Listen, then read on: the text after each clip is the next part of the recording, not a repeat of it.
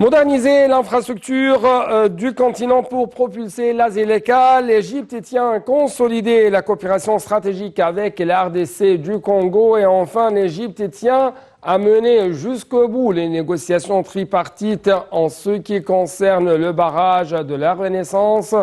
Bien sûr, sous les auspices de l'Union africaine. Mesdames et messieurs, bonjour, je suis tout à fait ravi de vous retrouver en fait dans cette nouvelle édition, dans votre émission semi-hebdomadaire autour du monde, édition Africa. Comme vous savez, pendant cette édition, on essaye de jeter un coup d'œil sur les grands efforts déployés de la part de l'Égypte sur la scène africaine dans plusieurs domaines. Très très vite, aujourd'hui, bien sûr, nous allons jeter plus de lumière sur deux questions principales. Bien sûr, le discours du président au cours du sommet de l'Union africaine, mais aussi la visite du nouveau président de l'Union africaine, le président congolais, M.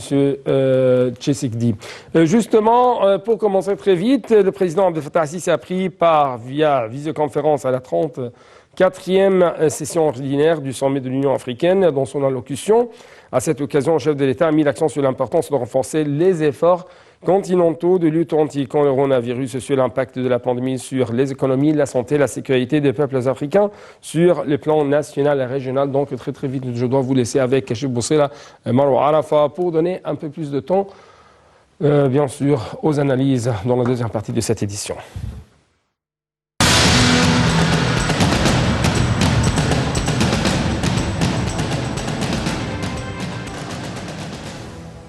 Le président Abdel Fattah al-Sisi a pris part via visioconférence à la 34e session ordinaire du sommet de l'Union africaine. Dans son allocution à cette occasion, le chef de l'État a mis l'accent sur l'importance de renforcer les efforts continentaux de lutte anti-coronavirus et sur l'impact de la pandémie sur les économies, la santé, la sécurité des peuples africains sur les plans national et régional. M. al-Sisi a abordé le rôle vital du processus de réforme institutionnelle, financière et administrative en vue de promouvoir l'Union africaine. Il a souligné la nécessité de poursuivre la modernisation de l'infrastructure continentale comme phase principale visant à réaliser l'intégration et la complémentarité escomptée, en plus de propulser la zone de libre-échange économique continentale africaine. À cet égard, le président al-Sisi a ajouté que l'Égypte soutient les différents axes de l'agenda Afrique 2063.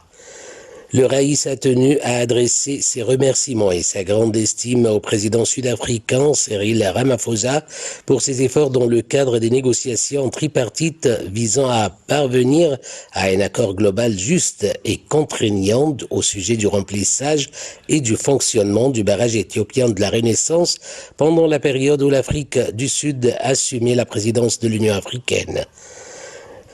Et al-Sisi de renchérir qu'il aspire à ce que la présidence de l'Union africaine par le président congolais Félix Tshisekedi continue de déployer les efforts visant à parvenir à l'accord escompté qui prend en considération les intérêts des parties concernées et préserve les droits en eau de l'Égypte.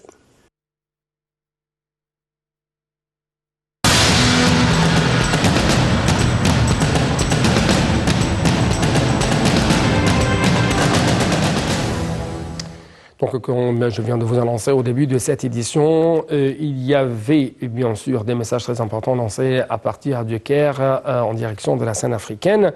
Bien sûr, moderniser l'infrastructure pour propulser la ZLECA, mais aussi l'Égypte tient à renforcer les relations et consolider la coopération stratégique avec la République démocratique du Congo était l'un de ces messages lancés par le président égyptien Fattah al-Sisi durant sa rencontre ici au Caire avec le nouveau président de l'Union africaine, le président congolais, M.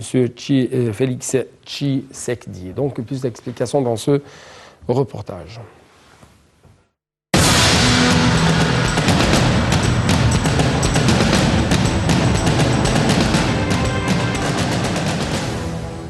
L'Égypte tient à renforcer les relations et consolider la coopération stratégique avec la République démocratique du Congo dans les différents domaines afin d'établir un partenariat durable entre les deux pays d'une manière qui reflète davantage de coordination sur les questions de sécurité régionale et l'action intégrale pour instaurer la paix et la stabilité dans la région et en Afrique. Lors de l'entretien avec le président de la RDC, Félix Tshisekedi, au palais de l'Ittihadiyya, M. Al-Sisi a salué les relations bilatérales sur les plans politiques, économiques, culturels et sécuritaires. Le chef de l'État a jugé impératif de poursuivre la coopération commune, notamment en ce qui concerne les échanges commerciaux et les investissements égyptiens. Pour sa part, M. Tshisekedi a exprimé l'appréciation de la RDC pour les relations historiques et distinguées avec l'Égypte et pour le soutien politique égyptien sincère à son pays. Il a affirmé l'attachement à développer ses rapports communs dans les différents domaines, notamment en matière commerciale et économique, afin de les porter au niveau des relations politiques entre les deux pays. M. Tshisekedi a enfin souhaité l'augmentation de l'assistance technique apportée par l'Égypte aux Congolais, notamment le renforcement des capacités à la lumière du grand bond de développement que connaît actuellement l'Égypte et des méga-projets nationaux mis en œuvre et ceux devant être établis.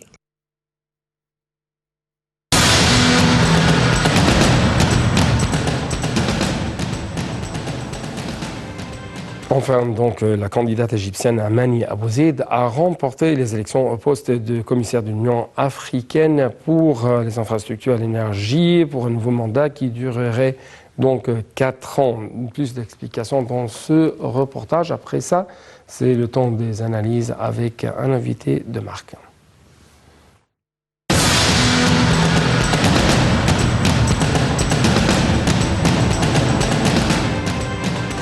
La candidate égyptienne Amani Abouzeid a remporté les élections au poste de commissaire de l'Union africaine pour les infrastructures et l'énergie pour un nouveau mandat qui durerait 4 ans. Elle a déclaré « Ma réélection au poste de commissaire aux infrastructures et à l'énergie de l'Union africaine est un grand honneur pour moi. À cette occasion, je remercie sincèrement son Excellence le Président Abdel Fattah el-Sisi et son généreux patronage et son Excellence M. Samah Choukri, ministre des Affaires étrangères, et ses assistants pour le soutien qu'ils lui ont apporté et qui a abouti à son succès. La candidate égyptienne a obtenu 50 voix, le vote le plus fort aux élections de l'Union africaine. Je m'engage à continuer de travailler sérieusement pour hisser le drapeau de l'Égypte et servir notre continent africain dans les domaines des transports, de l'énergie et de l'informatique et pour faire en sorte que l'expérience nationale égyptienne pionnière soit un exemple à suivre pour le monde entier.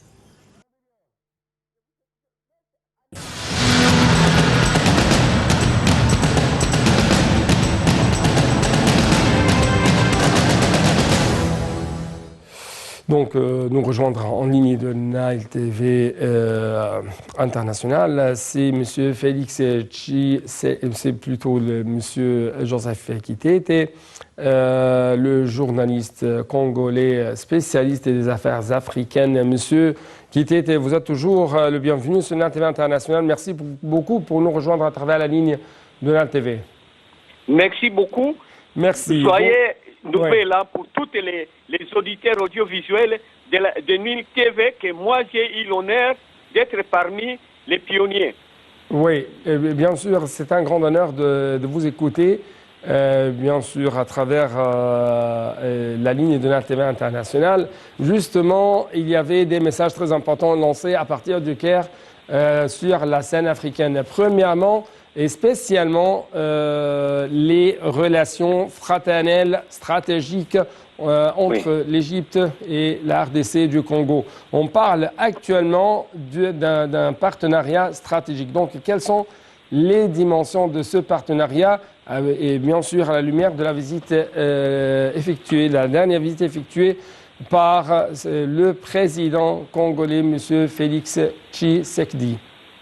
Moi, j'ai toujours parlé, je me suis toujours adressé aux auditeurs de Nile TV, la génération du XXe siècle, pour vous dire que pour qu'on puisse partir vers les devants, il faut une rétrospection.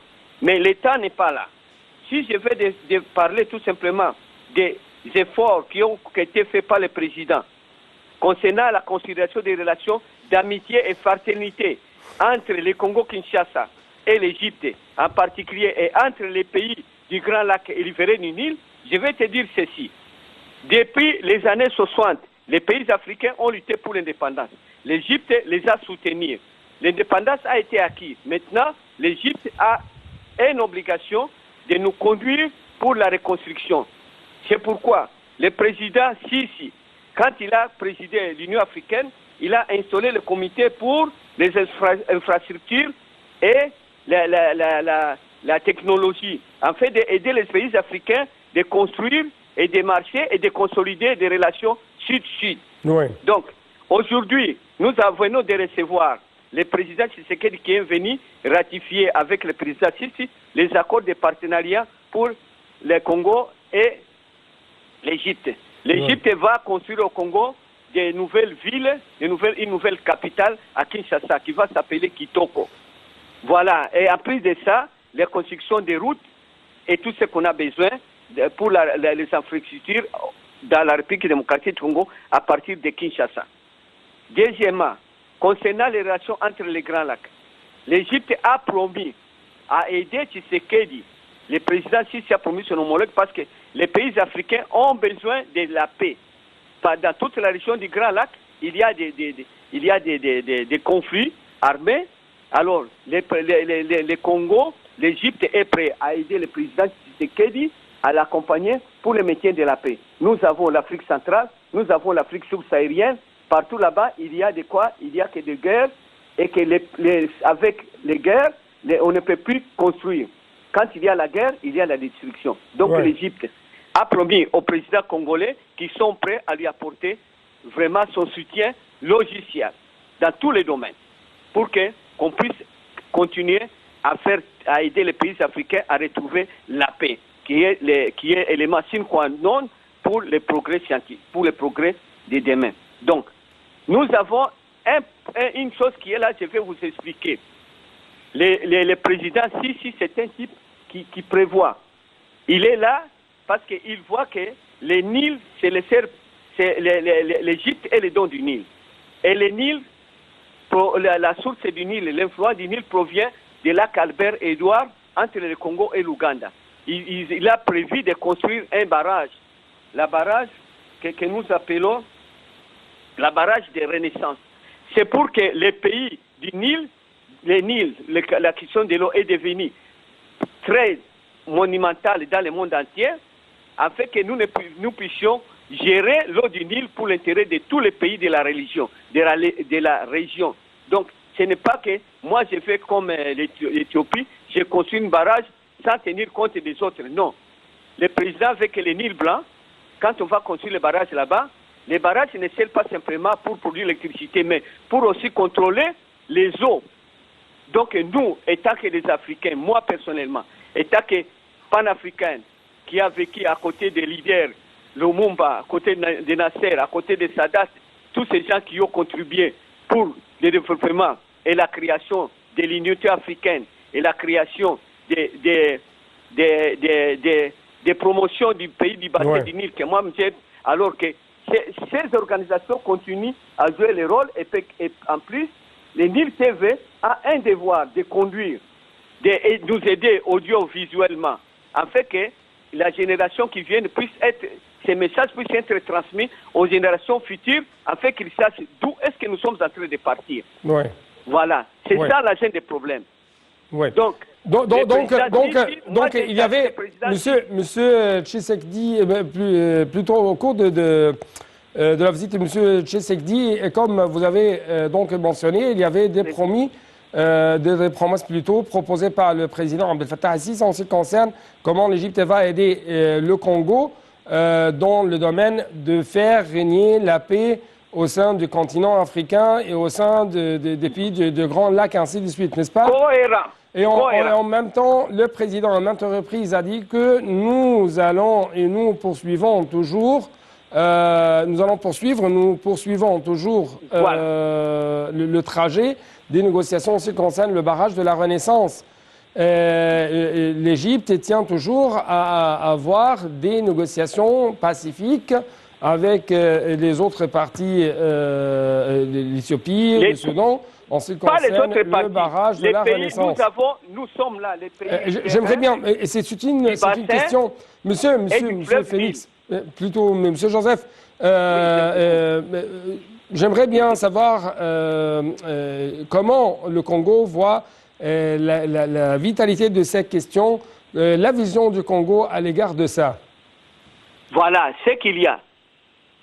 Le Congo, dans toute marche vers le progrès, il faut avoir des besoins, il faut avoir des projets. Ce sont ces projets-là que le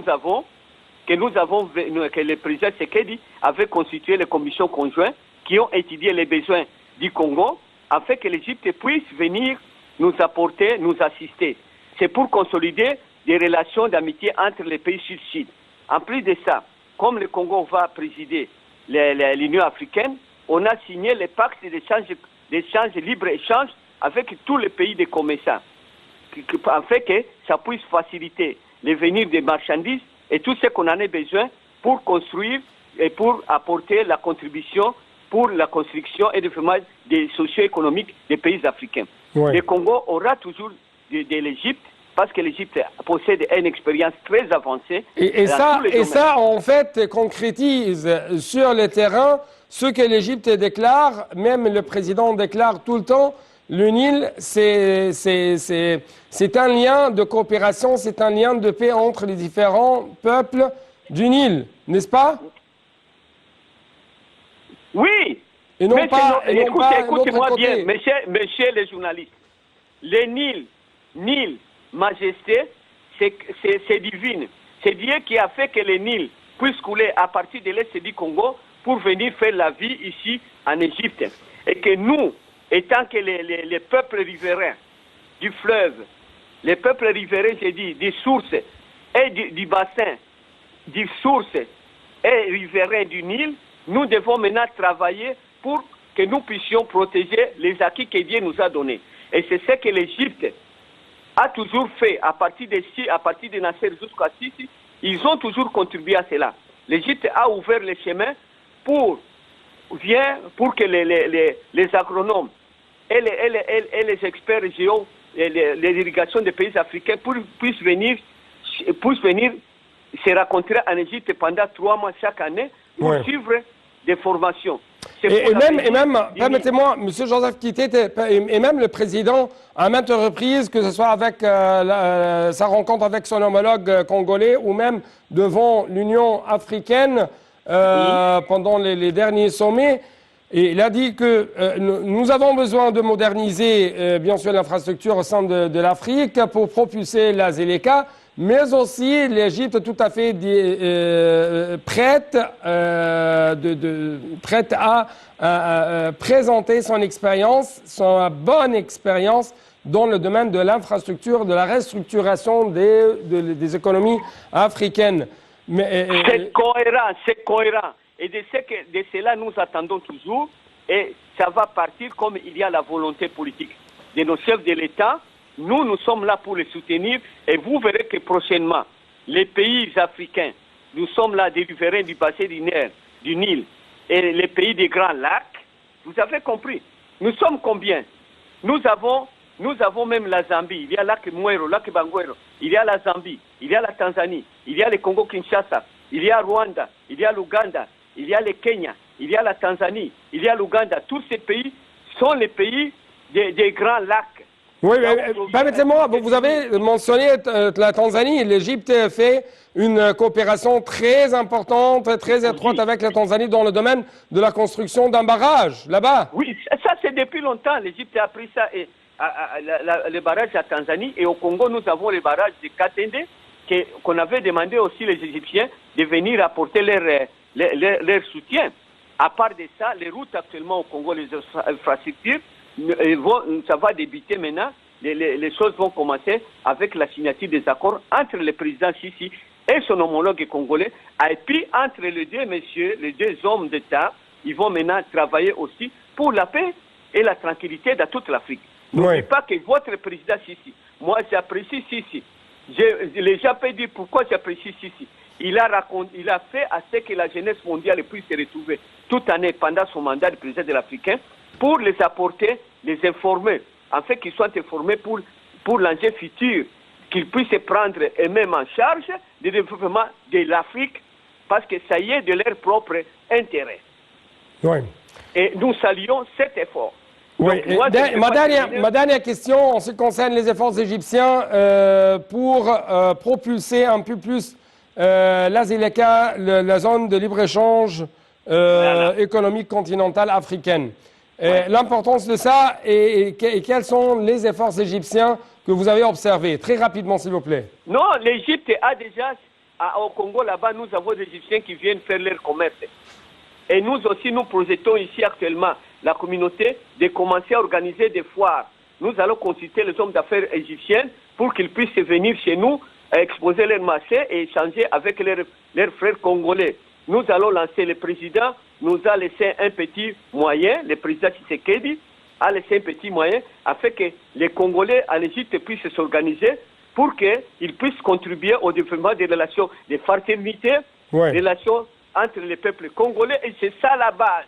Oui, voilà. C'est ça la base, la fraternité, et la base encore, c'est la bonne intention de l'Égypte et qui est concrétisée sur le terrain à travers la coopération très étroite avec tous les pays africains frères, parce que le développement des pays africains frères, c'est-à-dire le développement de l'Égypte. Je dois vous remercier infiniment, merci beaucoup. Donc, c'était tout pour cette édition, chers téléspectateurs. Bonne suite de nos programmes sur NATV International.